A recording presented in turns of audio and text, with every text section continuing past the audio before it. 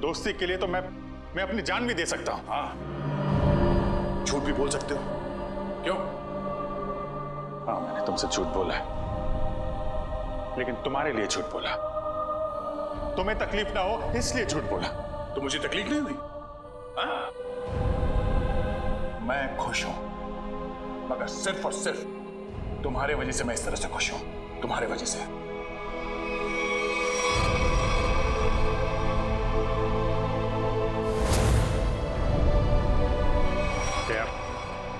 एक मिनट यार, प्लीज, ये श्रेया का गुस्सा मुझ पे मत उतारो यार।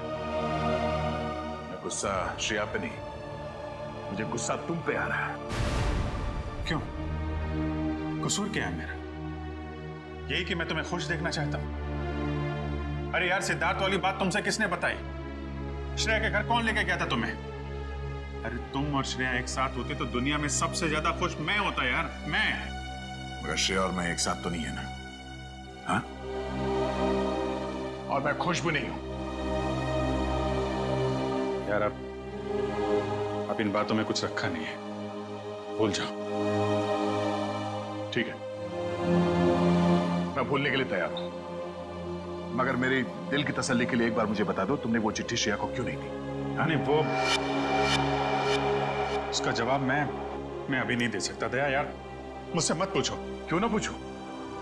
इस एक सवाल का सीधा असर मेरी आने वाली जिंदगी भी पड़ता है और हमारी दोस्ती पे भी। मतलब अगर इस सवाल का जवाब मैंने नहीं दिया तो हमारी दोस्ती खत्म? मैंने ऐसा नहीं कहा। अरे रहने दो यार।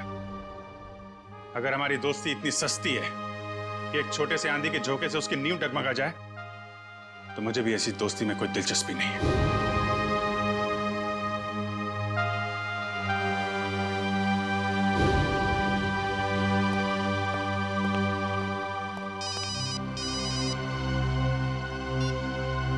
Hello,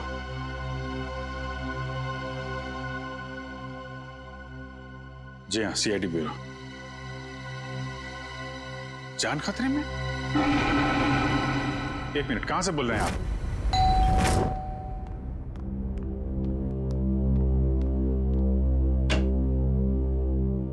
CID? जी हाँ। क्या हुआ आपकी पत्नी के साथ? सर आप बैठिए, मैं सब बताता हूँ। तुम तो कह रहे थे कि तुम्हारी पत्नी मुसीबत में। ये गलत कह रहे हैं। मैं बिल्कुल ठीक ठाक हूँ सर। तुम्हारी हिम्मत कैसी हुई मेरी पत्नी के कपड़े पहनने की? पता नहीं सर, इनको क्या हो गया है, बिल्कुल बहकी बहकी सी बातें कर रहे हैं। मिस्टर राहुल, क्या मजाक है ये? अगर आपकी पत्नी ठीक ठाक है तो सीआईडी का वक्त बर्बाद करने से क्या फायदा? सर मैं सीआईडी का वक्त बर्बाद नहीं कर रहा हूँ सर।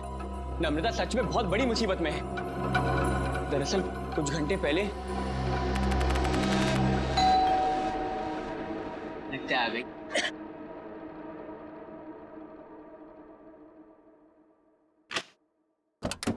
हाँ साहब, आपका नया बावर्ची साहब। अरे बॉस, लगता है आप गलत पते पे आ गए। पता भी यही है, घर भी यही है।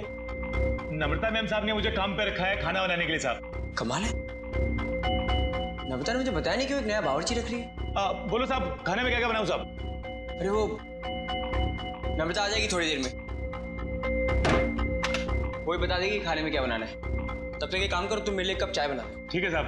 रसोई कहाँ है साहब? उस तरफ। उस तरफ।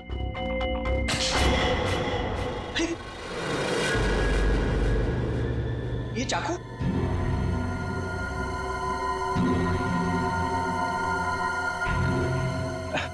घबराइए मत साहब, इससे मैं फल काटता हूँ, भाजी काटता हूँ साहब, और मांस भी काटता हूँ साहब।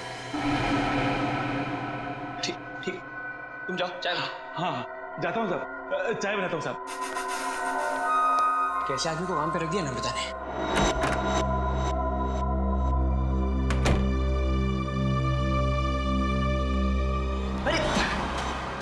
क्या साहब, डर गए क्या? ऐसे अचानक सामने आके तो कोई भी डरेगा ही ना। ये लो साहब आपकी कॉफी। मैंने चाय बोली थी। क्या साहब, आपने कॉफी तो मंगाया था साहब, वही लाया हूँ साहब। अरे यार मैंने चाय बोली थी। अरे कैसे बदतमीजी से बात कर रहे हो तुम? अरे एक तो गलती कर रहे हो, ऊपर से बदतमीजी से बात कर रहे हो मेरे साथ। कैसा आदमी रख दिया है। सॉरी डार्लिंग, आने में थोड़ी देरी हो गई। वो मॉल में ना अच्छी सी सेल लगी है, तो कुछ ज्यादा ही शॉपिंग करनी। एक्सक्यूज मी, कौन है आप? और यूं घर में कैसे घुसे चली आ रही है? अच्छा जी, मैंने कुछ ज्यादा खर्चा कर दिया तो इसलिए तुम अपनी पत्नी से ऐसे बात करोगे? पत्नी? कौन हो तुम? और नम्रता कहाँ है? तुम्हारे सामने। अच्छा, अब समझ में आया। मेरी पत्नी ने ही कहा है ना तुम्हें मेरे साथ मजाक करने के लिए, है ना? राहुल, तुम्हें क्या हो गया? क्यों बहकी बहकी बातें कर रहे हो? बहुत हो गया ये बकवास। हाँ, कहाँ है नम्रता? मैं अभी नम्रता को फोन करता हूँ।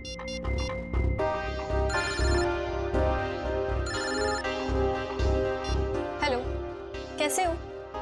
अब यकीन हो गया? बहुत हो गया ये बकवास, बहुत हो गया मजाक। कहाँ है नम्रता? बताओ मुझे, नम्रता कहाँ है? कहाँ है नम्रता? क्या किया नम्रता के साथ? राहुल, तुम ठीक तो हो? बुखार उखार तो नहीं है? छुओ मत मुझे, हाथ मत लगाना मुझे। ये तुम्हें नम्रता ने काम पे रखा था ना? हाँ साहब। कब रखा था? कल। यहाँ और बताओ, क्या यही नम्रता है? हाँ साहब, यही तो है नम्रता मैम साहब। देखो यार, वो कुछ छोटी मोटी चाय कॉफी के बहस करे थे, तुम झूठ मत बोलो। कौन है ये? नहीं साहब, मैं सच बोल रहा हूँ, यही है नम्रता मैम साहब।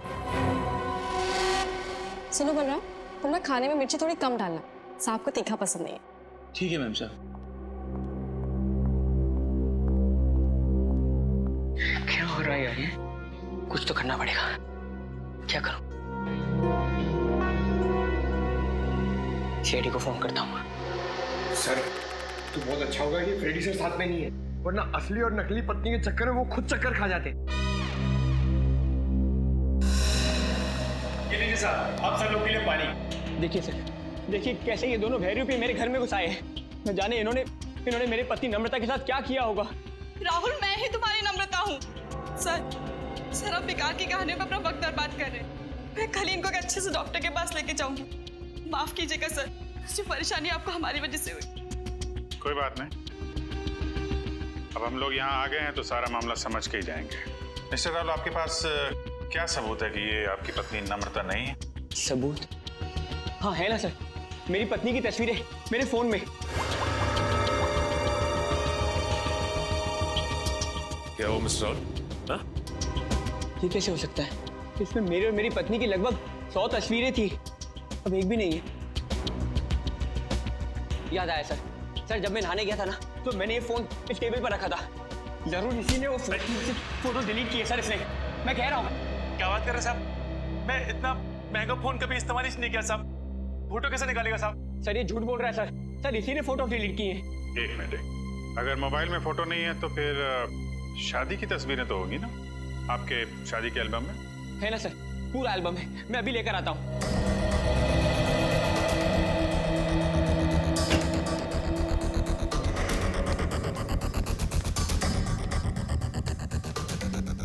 सर ये लीजिए सर, हमारी शादी का एल्बम। अब हो जाएगा दूध का दूध और पानी का पानी।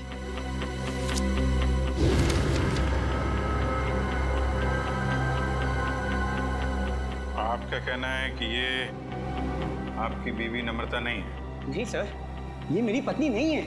मेरे ख्याल से आप भी ये एल्बम देख लें तो अच्छा रहेगा।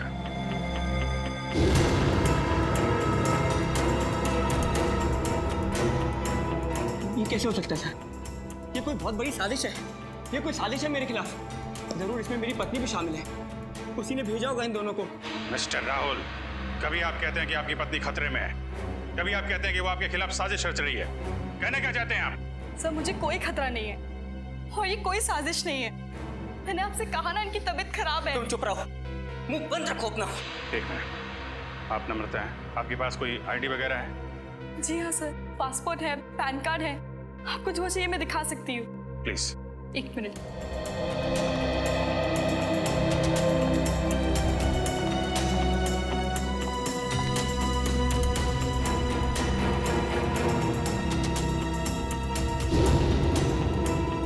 नम्रता, आईडी के हिसाब से तो यही नम्रता है। सर ये भी तो हो सकता है कि इस लड़की का नाम भी नम्रता हो और इसी बात का फायदा उठाकर ये मेरी पत्नी की जगह लेना चाहती हो। सर नाम एक हो सकता है, लेकिन जन्मदिन 19 अगस्त 1986, जन्मदिन का भी एक होना ये बहुत ही बड़ा सहयोग है। क्यों राहुल? अच्छा ये बताइए कि आपकी पत्नी का जन्मदिन भी क्या इसी दिन आता है? हाँ सर, तारीख तो वही है पर ये सहयोग भी तो हो सकता है ना सर। ये संयोग है, वो संयोग है। मिस्टर राहुल, हम आपकी बात पे यकीन करें तो करें कैसे और क्यों? सर मैं सच कह रहा हूँ सर, ये झूठ बोल रही है। तुम नम्रता हो ना, तो ये बताओ कि हमारी शादी की सालगिरह कब है? बताओ ना, हमारी शादी की सालगिरह कब है? देखा सर, ये नहीं जानती है, ये झूठ बोल रही है। बताओ ना, हमारी शादी की सालगिरह कब है? 14 फरवरी। सर, राहुल मुझसे बहुत प्यार करते हैं। वैलेंटाइंस डे पे गोवा में हमने शादी की थी। सर ये पूरी तैयारी कर कर आई है। इसने मेरे पत्नी से ये सब पहले ही पूछ लिया होगा। कोई और सवाल पूछ के देखो। हाँ, ये बताओ कि तुमने चॉकलेट कहाँ छिपाई? चॉकलेट? ये चॉकलेट का क्या चक्कर है? सर मुझे डायबिटीज है, पर फिर भी मुझे चॉकलेट खाना पसंद है। इससे नम्रता अक्सर मेरी लाई हुई चॉकलेट छिपा देती है, जो बात इसे नहीं पता। अगर तुम नम्रता हो तो बताओ कि तुमने चॉकलेट कहाँ छिपाई है? बताओ, तुमने चॉकलेट कहाँ छिपाई?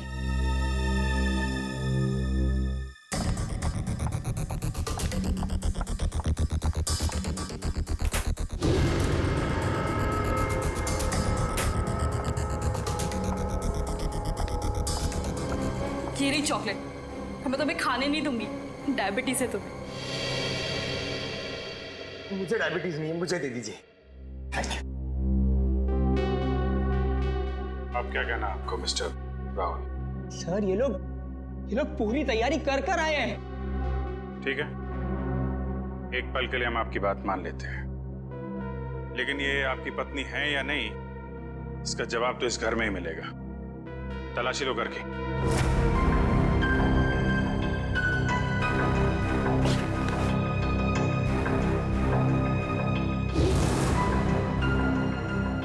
एक काम कीजिए, आप लोग अपने माता पिता को यहाँ बुलाइए, अभी पता चल जाएगा। सर मेरे माँ बाप तो दुनिया में नहीं रहे। सर मेरे भी नहीं है।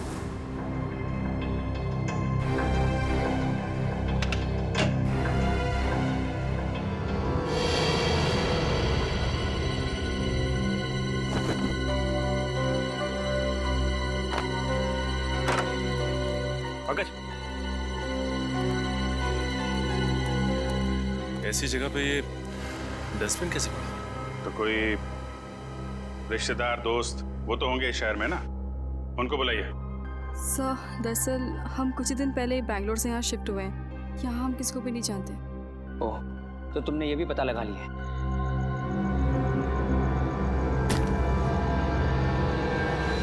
सर!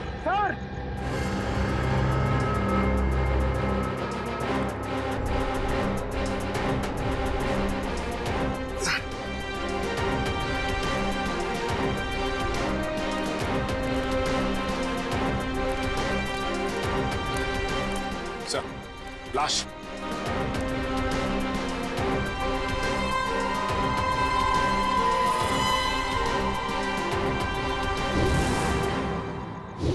सर ये लाश मेरे घर में?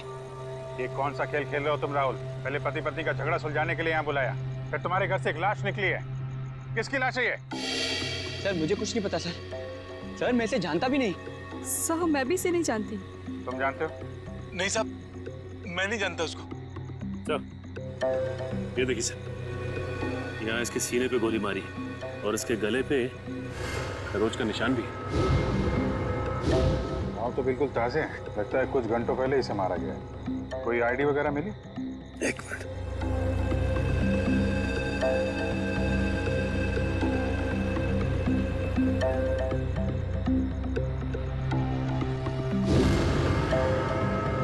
सर इसका नाम पुलकित रॉबिन है। पुलकित रॉबिन? सर मैंने इसका नाम कहीं पढ़ा है। पढ़ा है? कहाँ पढ़ा है? अरे सर, ये तो एक बहुत ही मशहूर टीवी सीरियल राइटर है सर, सास बहू का सीरियल। मैं देखता हूँ सर। एक टीवी सीरियल राइटर की लाश मेरे घर में? पंकज, मोबाइल पे देखो, इंटरनेट पे इस पुलकित रॉबिन की फोटो निकालो, देखो कहीं ये वही आदमी तो नहीं।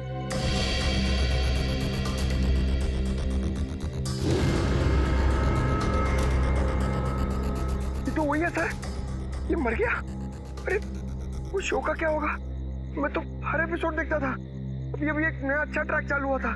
सर मैं तो ये सब में फंस नहीं जाऊंगा ना सर। मिस्टर राहुल, तुम्हारे घर से एक लाश मिली है। लाश जब तक खूनी पकड़ा नहीं जाता, आप सब लोग हिरासत में रहेंगे। सचिन, घर सीज कर दो और इस पुलकित रॉबिन का एड्रेस निकालो। अब राधिका समीर से कहेगी, दूर हो जाओ मेरी नजरों से, मैं तुम्हारी शक्ल भी नहीं देखना चाहती। समीर राधिका की नजरों से दूर हो ना हो, लेकिन हम सीआईडी वाले आपकी नजरों से दूर नहीं होने वाले। सीआईडी? और मेरे घर में?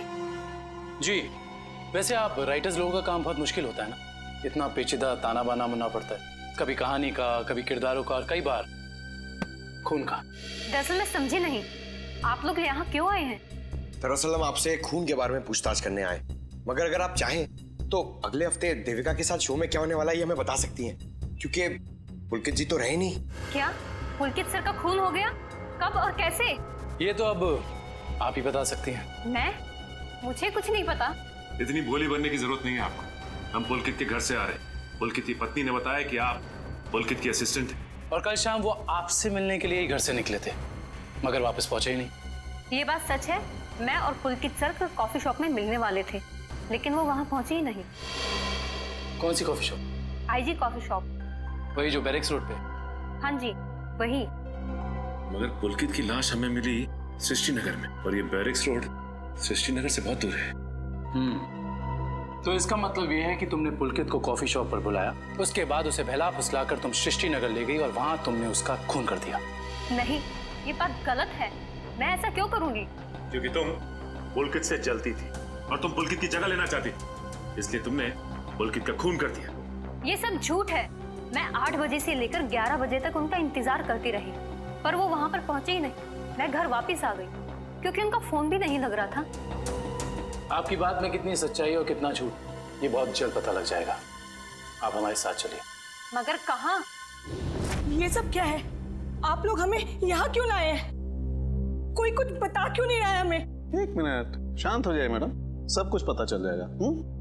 मैं पुलकित की पत्नी हूँ और आप मुझ पर भी शक कर रहे हैं। हम किसी पर शक नहीं कर रहे, हम अपनी ड्यूटी कर रहे हैं। ये आप प्लीज अपना हाथ आगे बढ़ाइए, हम लोगों को आपके खून के सैंपल्स लेने हैं। खून का सैंपल?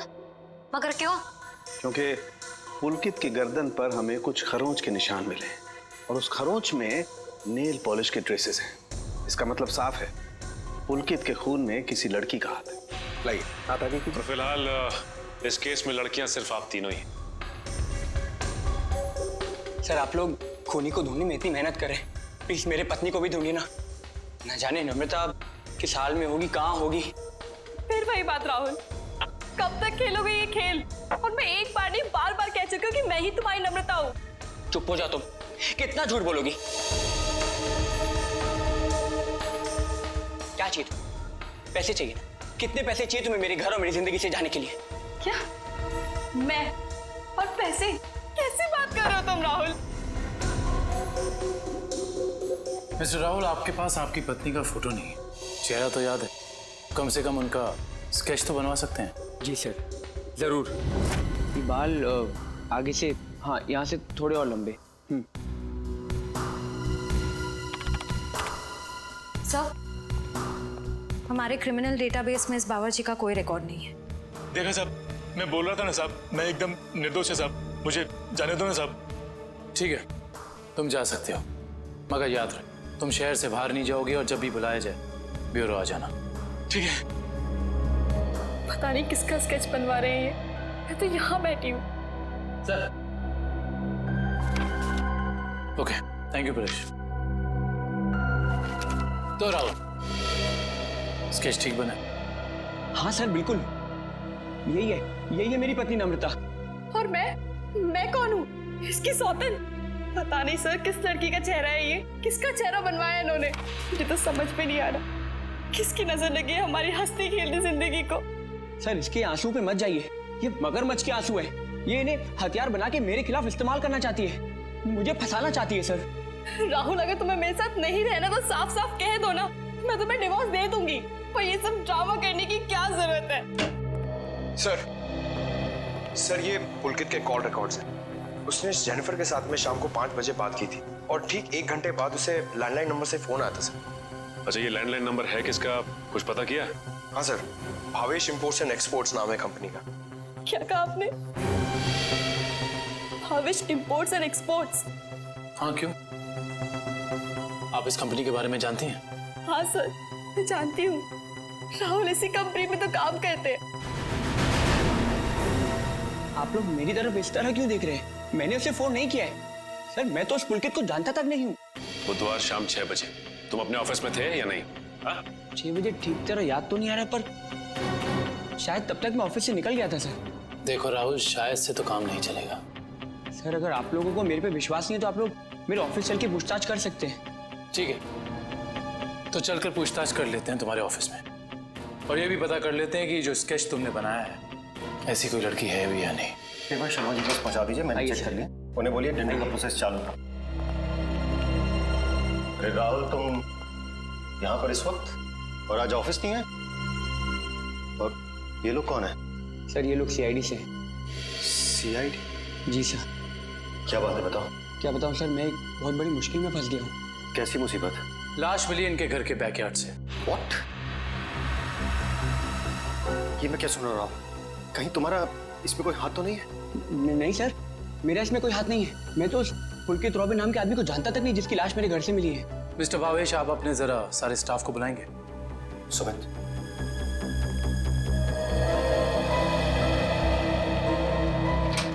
सुनो, सबको बॉस अंदर बुला रहे हैं।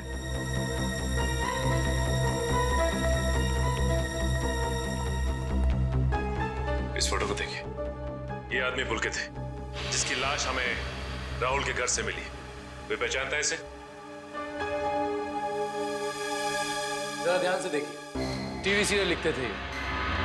आप इसे पहचानते हैं या इनसे जुड़े किसी आदमी को जिनका इनके साथ संबंध हो? ऐसा तो हो नहीं सकता कि आप में से कोई भी इन्हें नहीं जानता, क्योंकि आपके ऑफिस के लैंडलाइन से फोन किया गया था शाम को 6 बजे बुधवार। व्हाट? तो शायद राहुल ने किया होगा। मैं क्यों फोन करूंगा सर? मैं तो उसे जानता भी नहीं। और ऐसा भी तो हो सकता है कि इसी ऑफिस से किसी और ने फोन किया हो। और तो और सर, मैं तो जिस घर में रहता हूँ घर भी मुझे ऑफिस की तरफ से मिला है। Interesting, very interesting. आप में से किसी को याद है कि बुधवार को राहुल कितने बजे तक ऑफिस में था? हाँ सर, 5:30 बजे तक। 5:30 बजे। और पुलकित को फोन किया गया 6 बजे। हरीश जी, बहुत बहुत शुक्रिया हमारी दुविधा दूर करने के लिए। Thank you. हरीश, क्या तुम मेरा एक काम और करोगे? हाँ बोलो। तुम्हें याद है तुम वो इम्पोर्टेंट पेपर्स लेकर मेरे घर आए थे? हाँ याद है। तब तुम मेरे पत्नी नम्रता को मिले थे ना? हाँ राहुल, लेकिन उस बात का इस खून से क्या लेना देना है? लेना देना है, क्योंकि एक अनजान औरत मेरे घर में घुस आई है और मेरे पत्नी होने का नाटक कर रही है। क्या तुम प्लीज उसे चल के मेरे लिए पहचान सकते हो? हाँ श्योर। कहाँ है वो औरत? नीचे हमारी गाड़ी में बैठी हुई। आइए हमारे साथ। देखना सर, अब इस औरत का भांडा फूट जाएगा। धीरज रखिए, अभी पता चल जाएगा। अरे हरीश जी, कैसे हैं आप? हेलो नम्रता, मैं ठीक हूँ। तुम कैसी हो? क्या बताओ, पता नहीं राहुल को क्या हो गया। हरीश, ये तुम क्या कह रहे हो यार? ये मेरी पत्नी नम्रता नहीं है। व्हाट? ये कैसी बात कर रहे हो राहुल? यही तो नम्रता है, तुम्हारी पत्नी, जिससे तुमने मुझे मिलवाया था। अब क्या कहना है मिस्टर राहुल आपका? है कोई जवाब आपके पास? हरीश, लगता है तुम्हारी आंखों का नंबर बढ़ गया है। जाके अपनी आंखें टेस्ट करवाओ।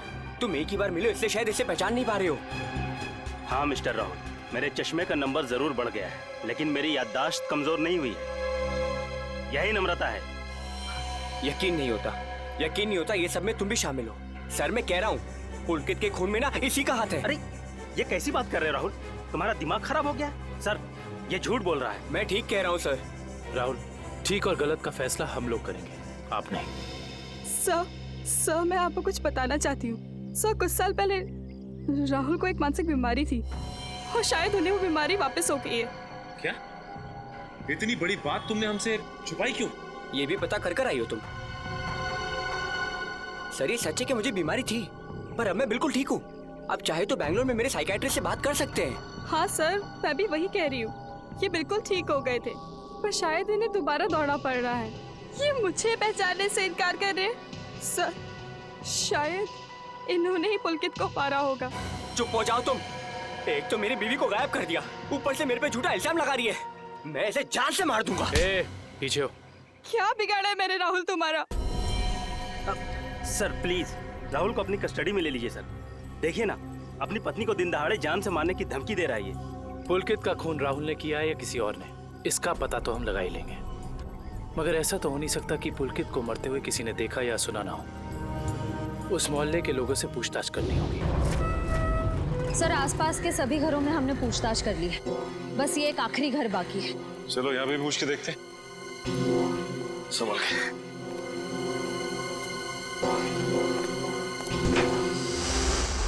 दरवाजा खुला, कोई इस तरह से दरवाजा क्यों खुला छोड़ेगा? और यहाँ ये कैमरा कैसे? इधर भी। कुछ तो गड़बड़ है यहाँ पे। एक काम करते हैं, इस घर की तलाशी अच्छी तरह से लेते हैं।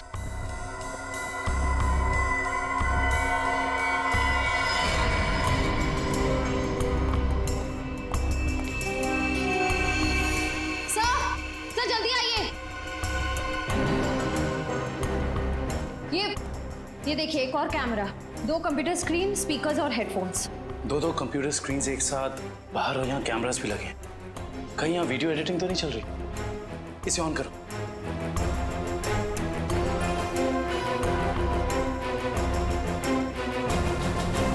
हाँ साहब, आपका नया बावर्ची साहब। लगता है आप गलत पते पे आ गए। नम्रता मैम ने मुझे काम पे रखा है खाना बनाने के लिए। चाय बनाता हूँ साहब। अरे जाओ ना। अभी क्या?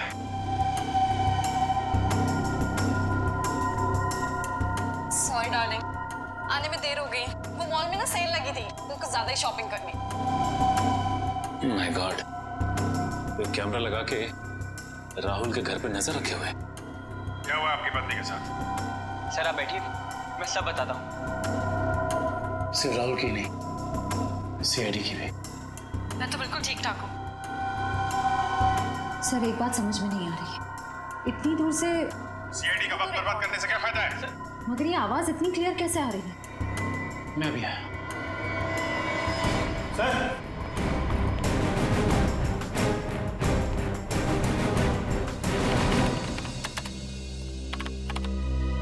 एक काम करते हैं, इस जगह को अच्छी तरह से छान मारते हैं। हो सकता है यहाँ कुछ मिल जाए। हाँ?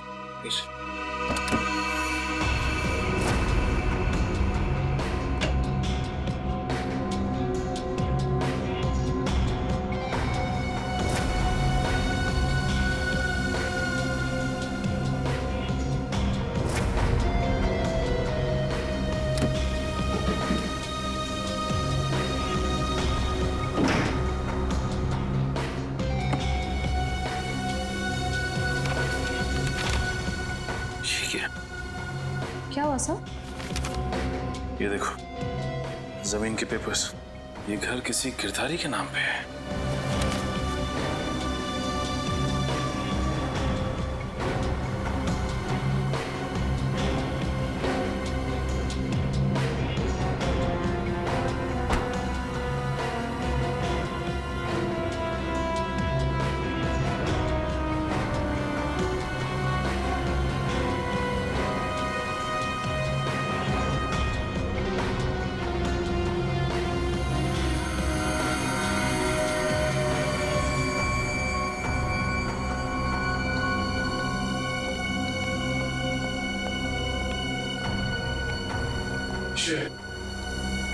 तुम्हारे सारे सवालों का जवाब ये माइक है, जो मुझे राहुल के घर से मिला। स्पीकर के अंदर छुपा के रखा हुआ था। इसका मतलब गिरधारी जो राहुल के घर पे नजर रखे हुए था, उसी ने माइक लगाया यहाँ पे। कौन गिरधारी? अरे दुष्यंत, ये घर के कुछ पेपर्स मिले जिसमें लिखा है कि गिरधारी इस घर का मालिक है। आप लोग सुंदर जी के मेहमान हैं? तुम कौन हो? जी, मैं तो यहाँ पर किराए पर रहता हूँ, पर आप लोग कौन हैं? हम लोग सीआईडी से। सीआईडी? जी हाँ, सीआईडी। देख के लगता है कि तुम कहीं बाहर से आ रहे हो। यहाँ सर, मैं तो अभी गोवा से आ रहा हूँ, पर आप लोग यहाँ पर सुंदर जी ने कहीं कुछ। एक मिनट, ये सुंदर कौन? सर, जब मैं यहाँ से जा रहा था तो मैंने ये घर सुंदर नाम के एक अंकल को किराए पर दिया था। क्या बात, तुम खुद यहाँ पे किराए पे रहते हो और ये घर तुमने किसी को किराए पे दे दिया? सर, मैंने सोचा कि गोवा जाने का खर्चा निकल आएगा सर, इसलिए। और गिरधारी जी, इनका ये घर है, वो कहाँ है? सर, वो तो लंदन में रहते हैं सर, साल में सिर्फ एक बार ही इंडिया आ पाते हैं। ओह, उसी का फायदा उठा रहे हो तुम? ये कंप्यूटर कैमरास तुम्हारे? नहीं सर, ये सब मेरा नहीं है सर। झूठ बोल रहे हो तुम। तुम राहुल के घर पर नजर रखे हुए थे, जासूसी कर रहे थे उस पे। जासूसी? सर, मैं राहुल के ऊपर जासूसी नहीं कर रहा था सर। देखो, हमने रिकॉर्डिंग देख ली है, सच सच बताओ। मैडम, मैं तो कॉलेज में पढ़ता हूँ, इतनी सारी महंगी चीजें मैं कहाँ से लाऊंगा? तो फिर ये सारी की सारी चीजें किसकी है? उस आदमी की जिसे तुमने किराए पे रखा हुआ, सुंदर? सर, हो सकता है सर। नंबर दो सुंदर का। सर, पिछले हफ्ते गोवा में मेरा मोबाइल चोरी हो गया था तो तुम्हारे सारे नंबर्स चले गए। जी। बहुत अच्छा बहाना है। अपना मोबाइल नंबर दो। सुंदर का नंबर हम तुम्हारे मोबाइल रिकॉर्ड से निकाल लेंगे। सर, सालुंके सर की डीएनए रिपोर्ट आ गई है। पुलकित के खरोचों में जो नेल पॉलिश के अंश मिले थे वो ना ही नम्रता के थे, ना ही संजना के और ना ही जेनिफर के। मतलब इस केस में कोई और औरत भी शामिल है? सर, हो सकता है वो स्केच वाली औरत हो जिससे राहुल अपनी बीवी कह रहा है। हो सकता है। जब तक हमें उस औरत के बारे में कुछ पता नहीं चल जाता, कुछ कह नहीं सकते। क्या हुआ, उस नेल पेंट के बारे में कुछ पता चला क्या?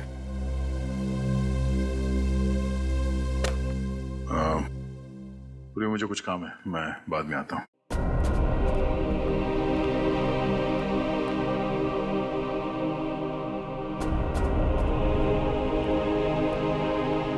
सर, जतिन के फोन रिकॉर्ड्स चेक करिए।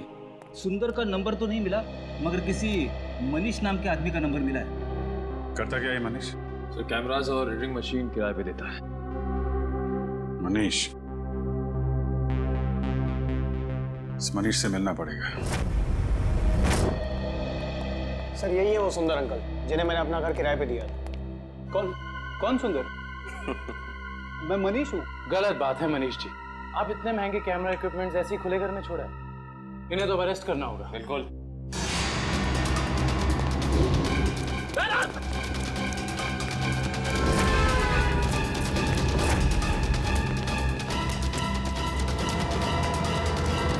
अरे रुको रुको रुको मनीष, कहाँ भाग के जा रहे हो? अभी तो तुम्हारा ऑडिशन भी बाकी है, जो शुरू होता है अब। मेरा कोई इरादा नहीं था सर, मैंने तो वही किया जो मुझसे कहा गया था करने के लिए। जिसने मेरे दुकान से कैमरा और एडिटिंग मशीन किराए पे लिया था, उसी ने मुझसे कहा था ये सब करने के लिए। जिसने तुमसे कैमरा किराए पर लिया, उसी ने तुमसे घर भी किराए पर लेने को कहा। जी सर, उसी ने मुझसे कहा था कि कैमरा इस तरह से फिट करूं कि सामने वाले घर का सारा नजारा दिखना चाहिए। अब तो मिलना पड़ेगा इस इंसान से। है कौन ये जनाब? जी कहिए। जी हम लोग सीआईडी से। सीआईडी? आइए। भावेश का कुछ पता चला क्या? भावेश का पता चला मतलब? हम लोग तो भावेश से ही मिलने आए। लेकिन वो तो कल से घर नहीं आए, उनका फोन भी नहीं लग रहा है। क्या? कल से घर नहीं आए? आपने पुलिस में रिपोर्ट लिखवाई? मैंने रिपोर्ट लिखवाई थी, लेकिन उन्हें भी कुछ पता नहीं चल पा रहा है। सर, लगता है उन्हें पता चल गया होगा कि हम आने वाले हैं, इसलिए।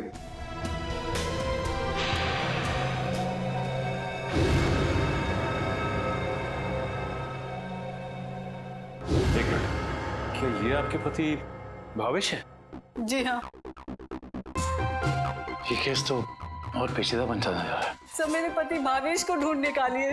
देखिए मैम, आप चिंता मत कीजिए। अब भावेश का नंबर दीजिए हमें। जी।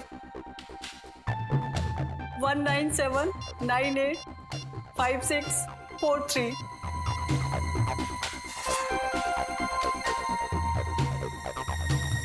भावेश का फोन तो ऑफ आ रहा है। पंकज, भावेश के फोन के IMEI नंबर से पता करो कि उसका मोबाइल इस वक्त कहाँ है।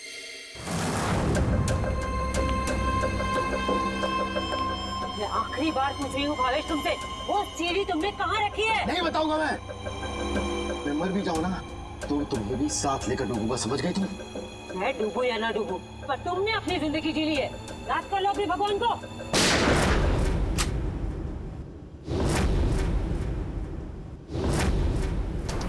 बस मुनीत रेली, बहुत मचा रही आतंक।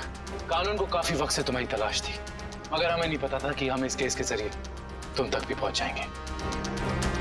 खुश तो ऐसे हो रहे हो जैसे तुमने मुन्नी को जेल में डाल दिया है। ये तुम्हारी खुशकिस्मती है या बदकिस्मती कि तुम मुन्नी के दरबार में खुद चलकर आए हो? देख क्या रहे हो? ढूंढ दो इनको।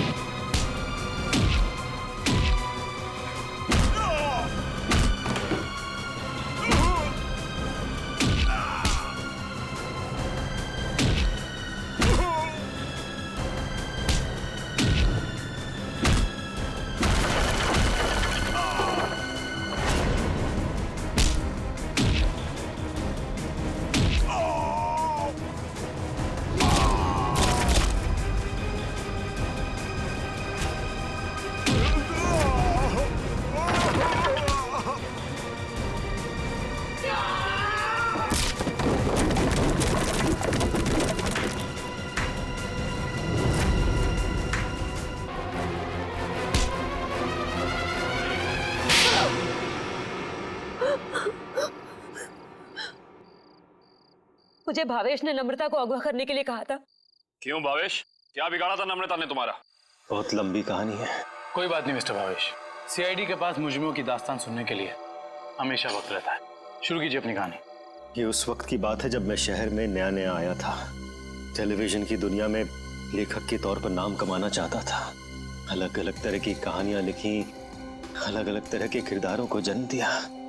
मेरी आंखों में सिर्फ एक ही सपना था कि किस तरह मेरी कहानी छोटे पर्दे पर साकार हो जाए। मगर तुम्हारा तो इंपोर्ट एक्सपोर्ट का बिजनेस था ना? क्योंकि मेरे साथ कुछ ऐसा हुआ जिसने मुझे मजबूर कर दिया अपने सपनों को कुचलने के लिए। जिसके साथ मैं किराए के घर में रहता था, जिसे मैं अपना दोस्त समझता था, उसने मुझे धोखा दिया। उसने मेरी कहानी चुराई और एक चैनल में बेच दी और रातों रात अमीर बन गया। हर तरफ उसी के चर्चे, उसी की बातें। मैं ये सदमा बर्दाश्त नहीं कर पाया और फिर मैंने अपने करियर को नई दिशा दी और भावेश इंपोर्ट एक्सपोर्ट का बिजनेस शुरू कर दिया। मगर इस सब का मेरी किडनैपिंग से क्या लेना देना है? ये बात सच है कि मैंने अपनी लाइन बदल दी थी, लेकिन ये भी सच है कि मेरे अंदर एक राइटर छुपा हुआ है। टेलीविजन में कुछ कर गुजरने का जुनून है मेरे अंदर। मैंने वापस कलम उठाई और एक अनोखे रियलिटी शो का कॉन्सेप्ट लिख डाला, जिसमें पति पत्नी में से किसी एक की जगह एक अजनबी अगर उनके घर आ जाए तो फिर उस पार्टनर की क्या प्रतिक्रिया होगी। इस तरह का रियलिटी शो लिखा था मैंने। क्या ये सब एक रियलिटी शो था? चैनल को मेरा कॉन्सेप्ट बहुत अच्छा लगा, लेकिन वो ये जानना चाहते थे कि इसे पर्दे पे कैसे उतारा जाए। तो मैंने एक पायलट एपिसोड बनाने के बारे में सोचा और एक्सपेरिमेंट के तौर पर मैंने अपनी कंपनी में आए हुए नए एम्प्लॉय राहुल को शामिल किया। वाह, कमाल है। अगर तुम एक रियलिटी शो ही बनाना चाहते थे तो एक जायज ढंग से भी बना सकते थे। फिर कानून को अपने हाथ में लेने की क्या जरूरत थी तुम्हें? मैंने कोशिश तो की थी जायज तरीके से करने की, लेकिन किसी ने मेरी मदद नहीं की। तो मैंने सोचा कि क्यों ना कुछ दिनों के लिए नम्रता को अगवा कर लिया जाए और फिर मैं अपने दो कलाकारों बावर्ची और नकली नम्रता को उसके घर भेज दूंगा और काम होने के बाद असली अमृता को फिर उसके घर भेज देता। और इसमें वो टीवी राइटर पुलकित रॉबिन, वो कहां से आ गया? पुलकित रॉबिन ही वो शख्स है जिसने मेरे आइडियाज, मेरी कहानी चुराई और मशहूर हो गया। उसे पता चल गया था कि मैं चैनल में कुछ बड़ा रियलिटी शो का आइडिया लेकर जाने वाला हूं। बस उसी की जासूसी करने के लिए यहाँ पर आया हूँ। आज तो पता लगाना ही पड़ेगा तो भावेश कौन सा बड़ा कंसेप्ट चैनल वाले को बेचने वाला है।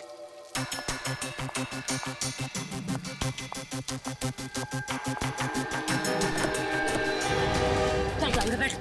मानो तुम, मैं नहीं जाऊंगी। गाड़ी में बैठी होने वाला छोड़ो मुझे। आवाज होगी। क्या कर रहे हैं तुम लोग? छोड़ो उसको। क्या कर रहे हैं तुम लोग?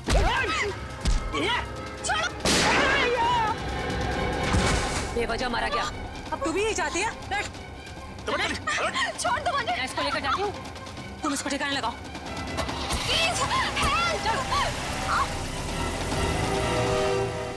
घर पहुंचकर जब मैं मेरे लगे हुए कैमरा की फुटेज देख रहा था, तब मैंने देखा कि इस मुन्नी ने पुलकित का खून कर दिया है और मेरे बने बनाए प्लान को चौपट कर दिया। मैं उसे मारना नहीं चाहती थी, वो खुद बीच में आ गया था।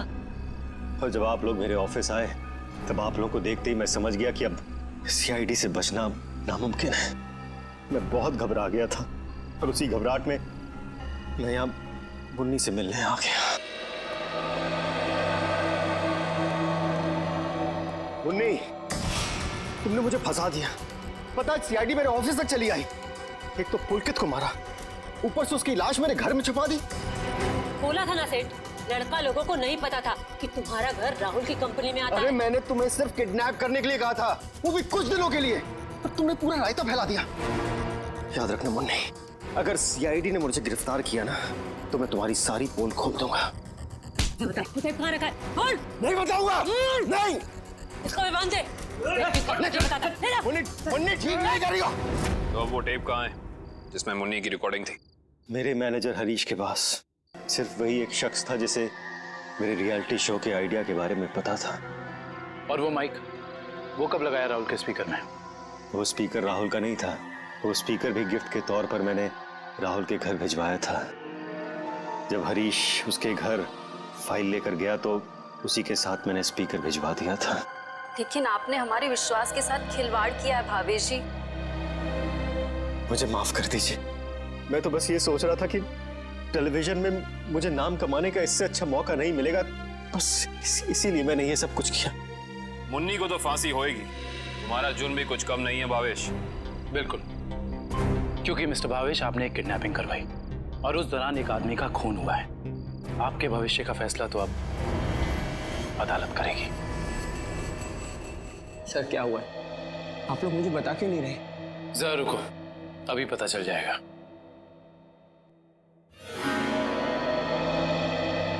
राहुल,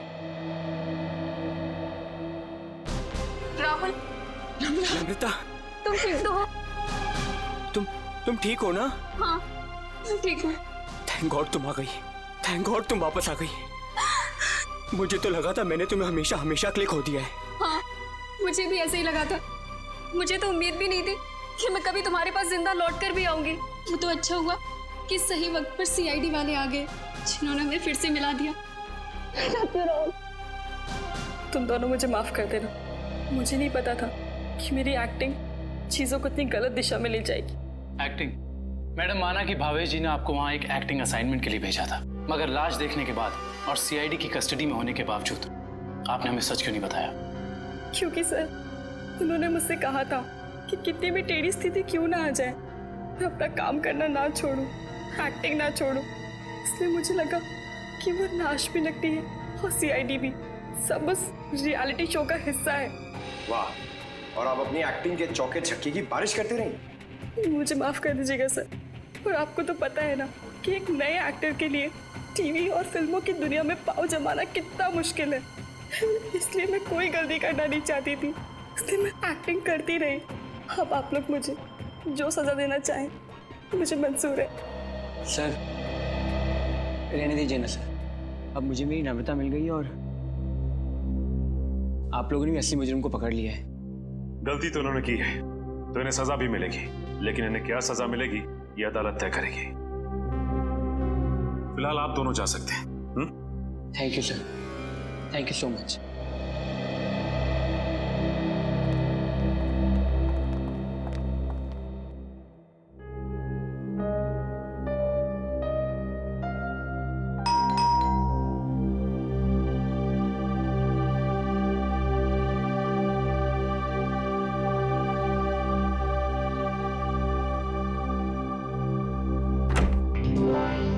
तारिका, आवा, अच्छा हुआ तुम आ गई। सब ठीक है ना अभिजीत? नहीं, इस वक्त बुलाया इसलिए पूछ रही थी। नहीं, वो एक्चुअली मुझे तुमसे कुछ जरूरी बात करनी थी। कितने परेशान लग रहे हो, क्या बात है? एक्चुअली समझ नहीं पा रहा हूँ मैं तुमसे कैसे बताऊं। मैं समझ गई, दया के बारे में ना? मैं जानता हूँ ये सुनकर तुम्हें बहुत धक्का लगेगा, और इससे पहले मेरी हिम्मत जवाब दे जाए, मैं तारिका, जब एसीपी साहब यहाँ वापस आएंगे तो मैं उनसे कहने वाला हूँ वो मेरा ट्रांसफर कर दें। क्या? ट्रांसफर? I'm sorry, तारिका, मैं और बर्दाश्त नहीं कर सकता। मेरे और दया के बीच में जो कुछ चल रहा है, मैं अभिजीत, लेकिन दया तो तुम्हारा दोस्त है ना? हाँ, लेकिन अब दोस्ती रही कहाँ? ऐसे क्या, दोस्तों के बीच में तो ऐसा होता रहता है, ऐसी छोटी मोटी गलतफहमी, ऐसे झगड़े। इसका मतलब ये थोड़ी कि एक दोस्त ऐसे मुंह मोड़ के निकल जाए। तारिका, मैं जान दे सकता हूँ मैं उसके लिए, वो बात नहीं है, लेकिन ये सब मैंने सपने में भी नहीं सोचा था कि हमारी दोस्ती इस मुकाम तक पहुंच जाएगी। मैंने फैसला कर लिया है, मैं यहाँ से चला जाऊंगा।